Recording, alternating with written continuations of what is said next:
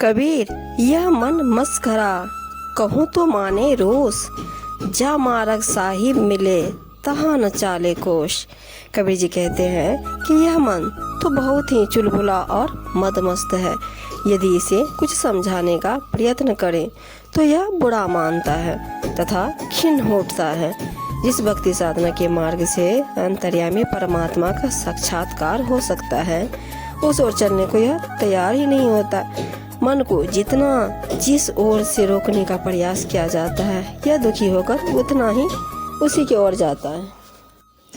मन चलता तन भी चले, ताते मन को घेर, तन मन दोऊ बसी करे, होय राई सुमेर। कबीर साहब जी कहते हैं, मन से ही तन प्रभावित होता है। जब मन किसी विषय से आकर्षित होकर सक्रिय होता है तो यह तन भी चलायमान हो जाता है। इसलिए सदैव मन को वश में रखना चाहिए। यदि तन और मन दोनों को वश में कर लिया जाए तो इस थोड़े से समय में होने वाली संयम साधना का परिणाम लाभ सुमेरु पर्वत के समान पाया जा सकता है। आदि नाम पारस अहे, मन है मैला ले, परसत ही कंचन भया, छूटा बंधन मोह। कबीर साहब जी कहते हैं, जो सदगुरु के द्वारा दिया हुआ सत्य सनातन एवं नाम ज्ञान है, वह तो पारस मणि और मलिन मन लोहे के समान है। इस ज्ञान रूपी पारस मणि का स्पर्श होते ही मन पवित्र हो जाता है, खरे सोने की भांति चमकने लगता है और संसार के सभी मोह बंधन से मुक्त हो जाता है। अर्थात ज्ञान से अज्ञानता की सारी भूल समाप्त हो जाती है। यह बेड़ियाँ तो फेरी नहीं, मन में देखो विचार, आया लाभ ही कार ने, जन्म जुआ मतिहार। कबीर साहब जी कहते हैं, मन में अच्छी प्रकार सोच विचार कर देख लो। बार बार मनुष्य जीवन का ऐसा दुर्लभ अवसर नहीं प्राप्त होगा। इस जन्म में तू मोक्ष लाभ पाने के लिए ही तो आया था। इसे सांसारिक विषयों के जुए में मत गंवा।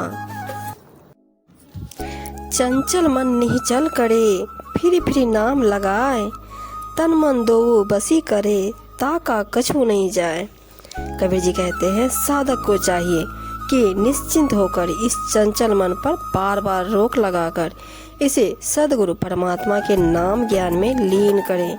ऐसी भक्ति व ज्ञान की साधना से जो तन और मन को वशीभूत कर लेता है, उसको कभी भी किसी प्रकार की हानि नहीं होती। मह मनता मन मारी ले, घटी माही घेर, जब ही चाले पीठ दे, अंकुश दे दे फेर। कबीर जी कहते हैं, इस उन्मत्त मन को बाहर मत जाने दो, इसे अपने अंदर ही घेर कर मारो। जब भी यह उठकर चलने लगे तभी इसके ऊपर ज्ञान के अंकुश से प्रहार करो। इस प्रकार का बार बार अभ्यास करने पर मन शांत और स्थिर होकर अंतर्मुखी होने लगता है। या दुनिया दो रोज की, मत कर यासो हेत, गुरु चरणन चित लाइए, जो पूरन सुख देत। कबीर साहब जी कहते हैं, यह दुनिया तो 2 दिन की है, इससे मोह के नाते रिश्ते मत बनाओ, क्योंकि ये सब बिछुड़ जाएंगे। यदि तुम अपना भला चाहते हो तो सद्गुरु के श्री चरणों में अपने चित्त को लगाओ, उनके ज्ञानोपदेश के अनुसार आचरण करो, जो परम सुख और शांति देने वाला है। कै खाना कै सोवना, और न कोई चीत, सद्गुरु शब्द विसारिया, आदि अंत का मीत। कबीर साहब जी कहते हैं, सारा जीवन खाने में या सोने में व्यतीत कर दिया, इसके अतिरिक्त कोई अन्य ध्यान चर्चा नहीं हुई। सद्गुरु स्वामी के ज्ञानोपदेश को भी भुला दिया, जो आदि से अंत तक का सच्चा साथी है। अर्थात इस जग के माया मोह में फंसकर सारा जीवन यूं ही बिता दिया। कुंभे बांधा जल रहे, जल बिन कुंभ न होय, ज्ञाने बांधा मन रहे, मन बिनु ज्ञान न हो। कबीर साहब जी कहते हैं, घड़े की दीवारों के होने से ही उसमें जल स्थिर रहता है, और जल के बिना केवल मिट्टी से घड़ा भी नहीं बन सकता। अर्थात दोनों को संयोग से ही दोनों है। इसी प्रकार यह चंचल मन ज्ञान के बंधन से ही शांत व स्थिर रहता है, और इसी मन के बिना ज्ञान भी नहीं होता। संसार में जितना भी ज्ञान विज्ञान दिखाई पड़ता है उसका माध्यम यह मन ही है। मन ही दिया निज सब दिया, मन के संग शरीर, अब देवे को क्या रहा, यो कथ कही कबीर।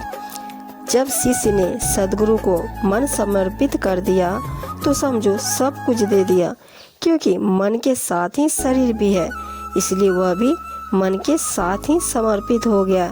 तन मन के द्वारा ही सब कार्य होते हैं, अतः वे सब भी सदगुरु को ही अर्पित हो गए। कबीर जी कहते हैं कि अब देने को शेष रहा ही क्या। कबीर मन ही गयंत है, अंकुश दे दे राखो, विष की बेली पड़ी हरो, अमृत का फल चाखो। कबीर जी कहते हैं कि यह मन तो मतवाले हाथी के समान है, इसे शुद्ध विचारों के प्रबल अंकुश से मार मार कर वशीभूत करना चाहिए। इससे यह विषयों की विष बेल को त्याग कर आत्म साधना का पान करने लगा।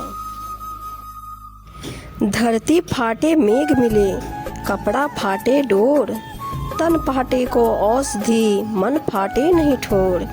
साहिब जी कहते हैं फटी हुई धरती मेघों के जल बरसाने से मिल जाती है और फटा हुआ कपड़ा धागे से सिल देने पर छूट जाता है।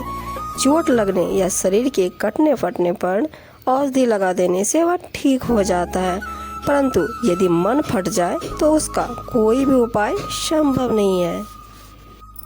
कंचन तजना सहज है, सहज तिरिया का नेह, मान बड़ाई ईर्ष्या दुर्लभ तजनी ये।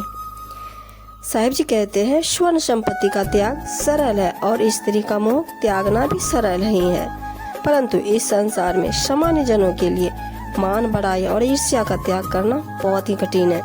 बिना सत्संगी और सदगुरु की शरण के इनका त्याग संभव नहीं है। माया तजी तो क्या भया, मान तजा नहीं जाए, मान बड़े मुनिवर गले, मान सबन को खाए। कबीर साहिब जी कहते हैं धन संपत्ति स्त्री पुत्र आदि स्थूल माया का त्याग कर भी दिया तो बहुत बड़ी बात नहीं है। सूक्ष्म रूप से मन में जो अभिमान है उसका त्याग तो बहुत बड़ी बात है। इस अभिमान में बड़े बड़े ऋषि मुनि गल मिट गए। यह दुष्ट अभिमान सबको खा जाता है। ऊंचा पानी ना टिके नीचे ही ठहराए, नीचा हो सो भरी पिए ऊंच प्यास जाए। कबीर साहिब जी कहते ऊंची भूमि पर पानी कभी नहीं रुकता, वह नीची भूमि में ही जाकर रुकता है। जो अपने आप को नीचा करेगा वह अंजलि भर भर पेट पानी पिएगा, परंतु जो नीचा नहीं होगा ऊंचा तना खड़ा रहेगा वह तो प्यासा ही रह जाएगा। अतः उच्च अभिमान त्याग कर दीनता विनम्रता ग्रहण करना चाहिए। मना मनोरथ छाड़ी दे तेरा किया न होए, पानी में घी निक से रूखा खाए न कोई। कबीर जी कहते हैं हे उन्मत्त मन, तू अपनी इस महत्वाकांक्षाओं का त्याग कर दे। तेरे स्वार्थी सोच विचार व्यर्थ है, तेरे किए से कुछ नहीं होगा। यदि पानी को मथने से घी की प्राप्ति हो जाए तो फिर कोई रूखा सूखा भोजन नहीं करेगा, अर्थात बिना श्रम और पुरुषार्थ के कुछ भी प्राप्त नहीं होता।